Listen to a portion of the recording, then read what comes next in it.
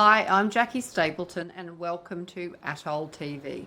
If you've made it here, it means that you might just love ISO standards as much as me and you are truly interested and possibly even excited about learning more about them. Well, you've come to the right place.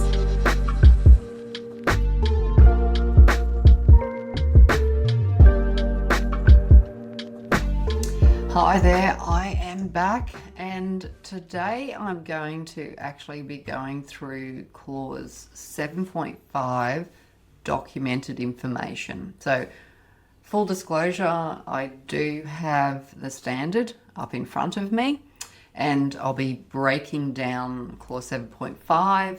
There's 4 subclauses, and also what I'm going to do is I'm actually going to use ISO 9001 clause 7.5 because they're pretty much very similar across 9001, 14001 and 45001. All right, so there's one little tiny difference in clause 751. So if you're watching this video in the 45001 playlist, for example, maybe I'll have some little differences in the numbering, but the wording is absolutely the same.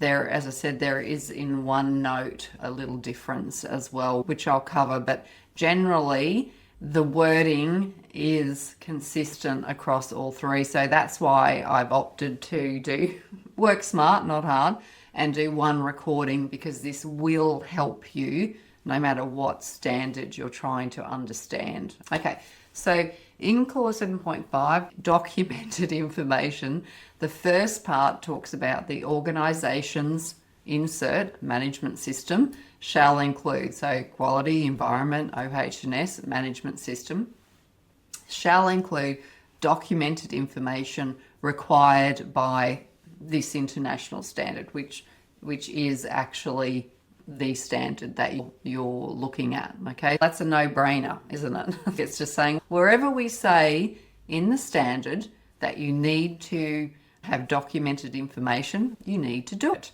Then it says B, documented information determined by the organisation as being necessary for the effectiveness of the quality management system. Insert or swap quality with OH&S and environment as you please. So it's not only saying that we need documented information wherever the standard tells us, fair enough, got that, but it's also saying as an organisation we might also identify different areas of our management system that align with different clause numbers within the ISO standard that we're working with, that we think, you know what, this would be great to have some documented information around. And remember, documented information can be a procedure, like that tells us how to do something, which essentially is a control. Okay, so if you think a procedure will help as a control to ensure consistency, then as an organisation you can do that. That's perfectly fine. And don't forget that documented information is also evidence or records. So you might decide that a form is required. Let's say, for example, I think it's clause 7.3, awareness. There's nothing in there that talks about maintaining or retaining documented information. But you might, as you're developing your system, go, you know what, we have these inductions, we have weekly team meetings, we do all these things to make people aware. What evidence do we have?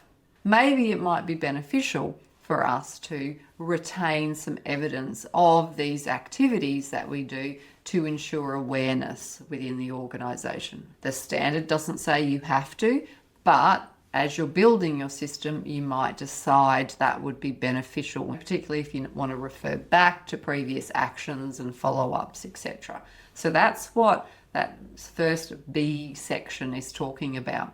Now, there is a note after that talks about The extent of documented information, like it can differ, absolutely. It can differ from one organisation to another. It depends on the absolute size of the organisation. So I'm even talking number of staff, for instance, or if your business is a husband and wife business, it's just the two of you, as compared to a tier 1 international business. Of course, the tier 1 international business is going to have more documentation.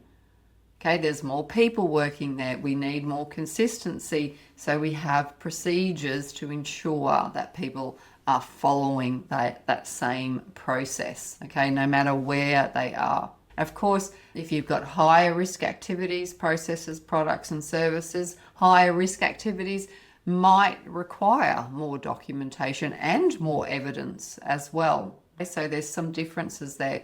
Now, in quality, that's what it covers there. It also talks about the competence of persons as well as the word. But in OH&S, in 45,001 and in 14,001, the only difference here is in that note, and it talks about your legal and other requirements or your compliance obligations. So it throws in there, which is a valid point actually, because your documented information could be influenced, or the extent of your documented information absolutely could be influenced by your compliance obligations. So though that is only specific to or mentioned in 45,001 and 14,001, but it certainly is relevant to 9,001 as well.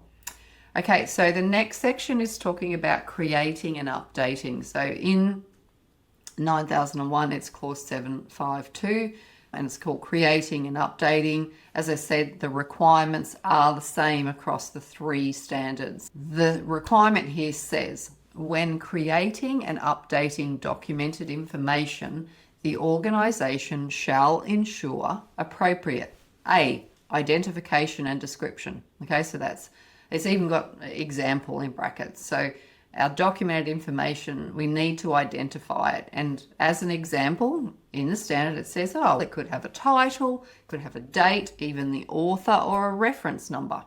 So for me, here at ATOL, we have an identifier in the file name, but then we certainly, when we open the document, it will be in the footer as well. The name of it, a relevant name, will have a date, and we actually have a revision number as well. All right. The standards do say author. We don't tend to have that, but they're just examples in there. As long as anyone using and finding and extracting your documented information can identify what it is, that's what you need. Okay, then it says B, format. So it says language, software, version, graphics, and media, paper or electronic. So it's saying that the organisation shall ensure appropriate format. So I know they've got an example there of language, software, version, graphics, style guides.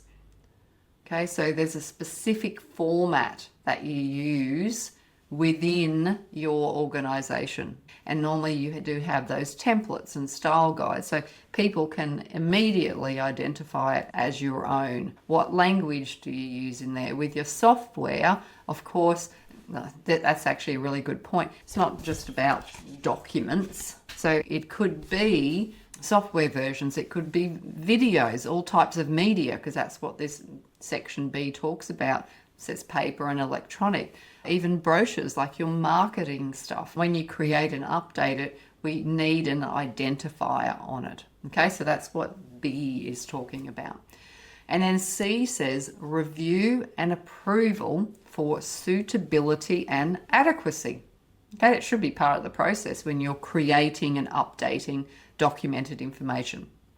Okay, so someone with the knowledge creates the document, and then of course this is also updating an existing document, but then you should, in this process, have someone else review it and then again approve it.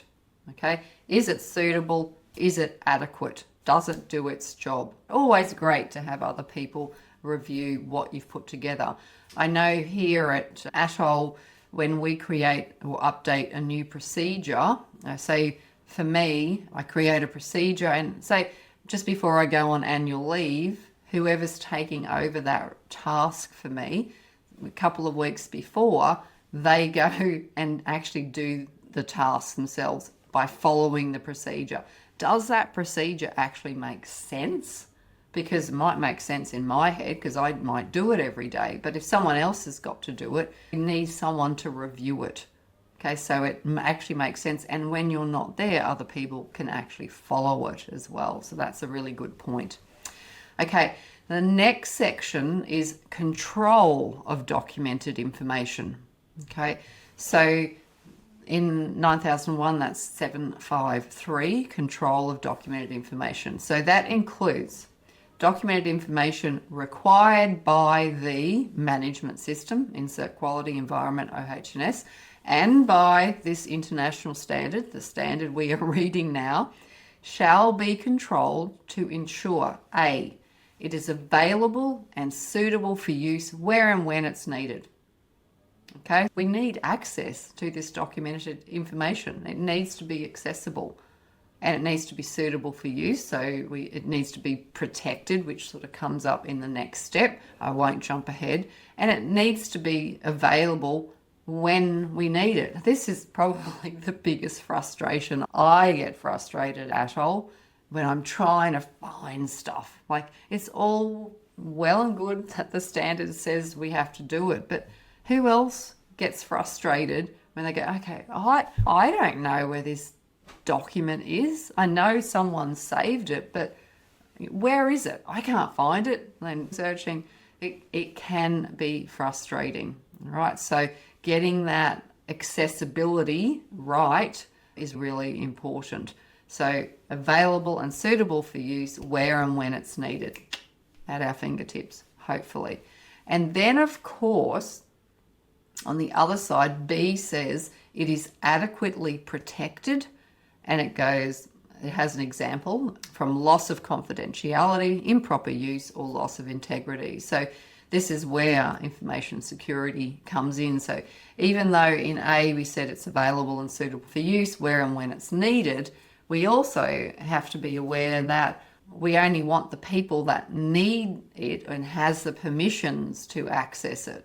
Okay, so we still need to have some sort of permissions and access restrictions. People that don't need to access it cannot access it. So that's that protection. So that's that loss of confidentiality.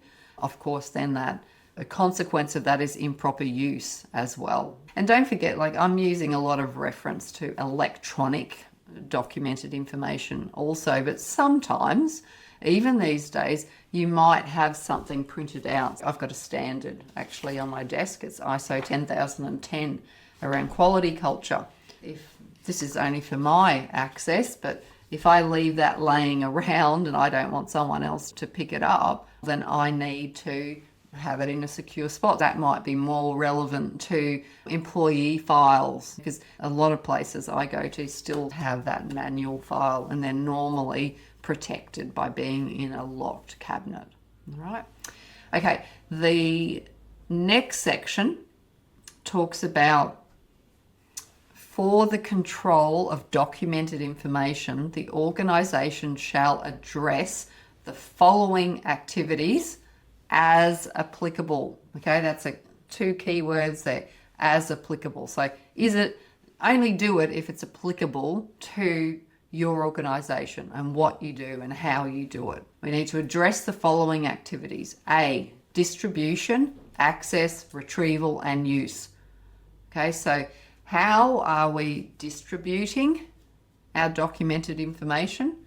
Then how do people access it and retrieve it and then use it? We save it somewhere, or we send it to people, or we give them access to it. And we want people to be able to find stuff, so that's retrieval. So I expressed my frustration earlier on in this video where it's like, where is that procedure saved? I can't find it. That can be the biggest frustration, and I actually come across it a lot in the certification audits that I do as well. Is you ask for something and you can see they're struggling to find it. Okay, that's retrieval. And then, of course, its use. How are they using it? Are they using it? Is the big question. So that's the first section.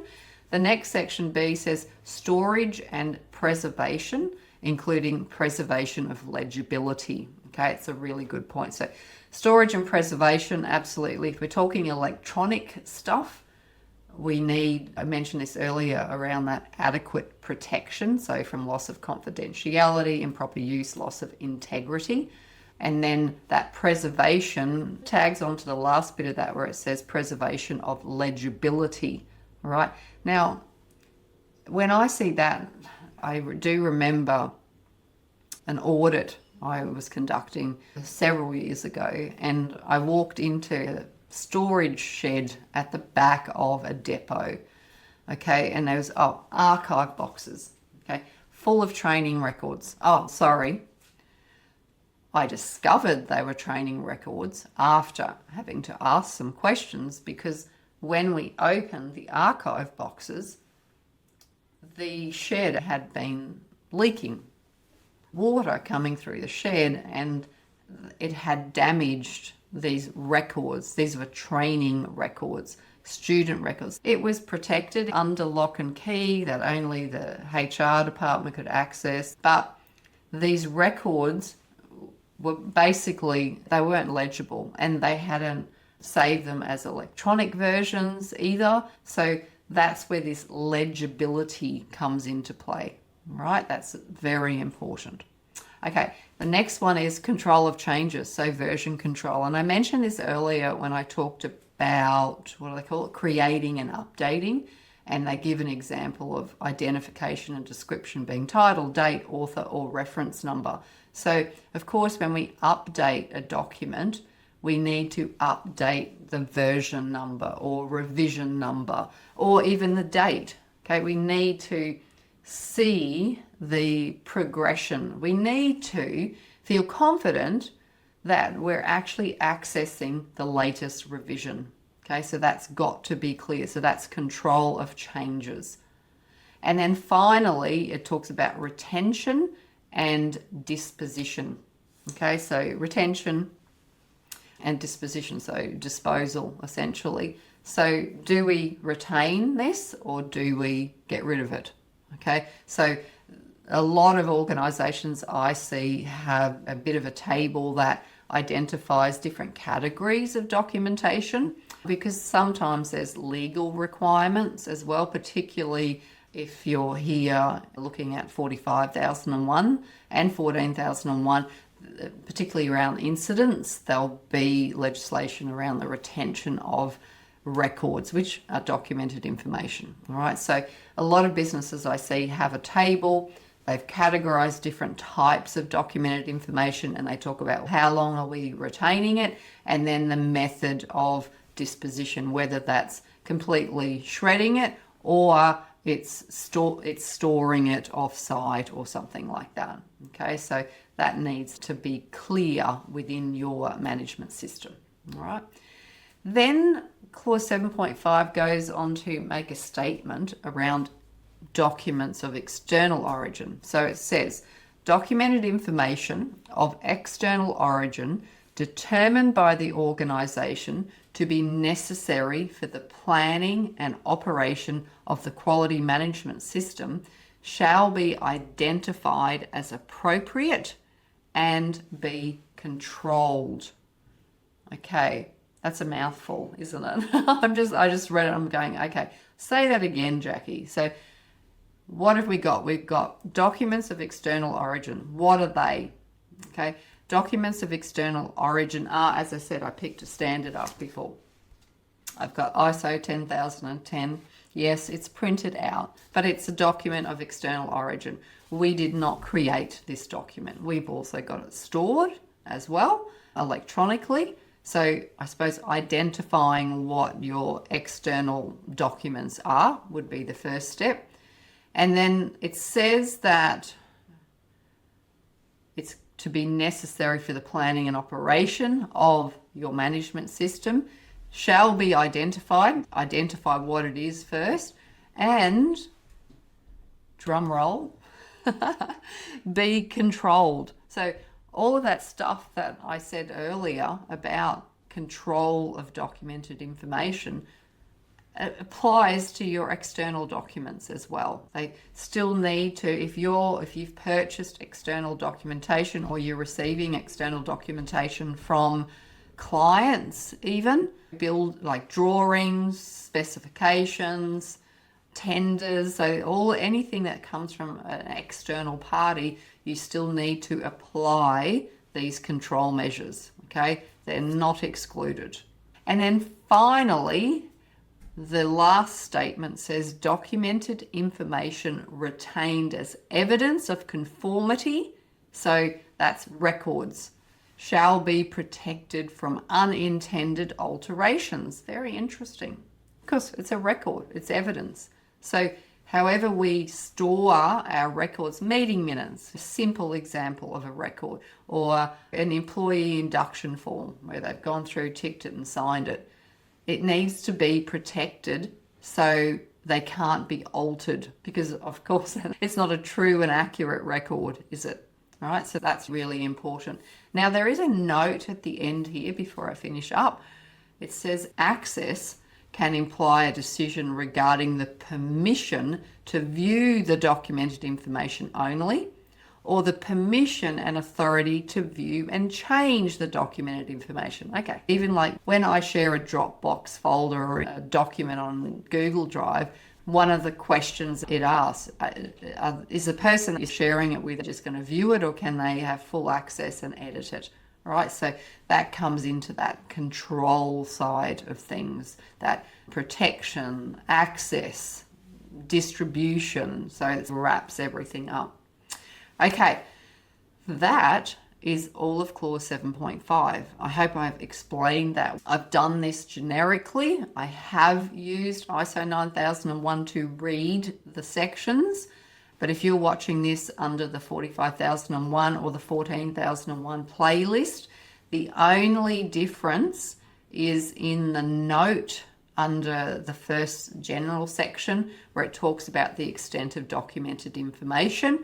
And the only additional thing 14,001 and 45,001 throw in there is to consider the legal or your compliance obligations. But generally speaking, yeah, the requirements across the three standards, 9,001, 14,001 and 45,001 are the same, which is fantastic, because if you have an integrated management system, easy. It all follows the same process. Make life easy for you. Make your management system easy for everybody.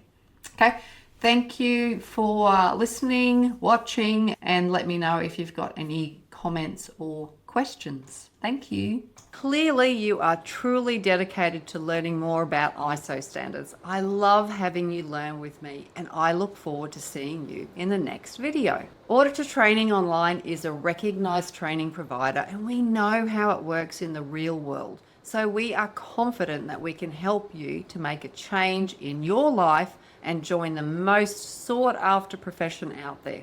Go to our website and enroll in our training to transform your work and industry experience into a recognized qualification and career. And also, don't forget to subscribe to ATOL TV and leave a comment or question, as I truly do want to help you to join the best career out there with me.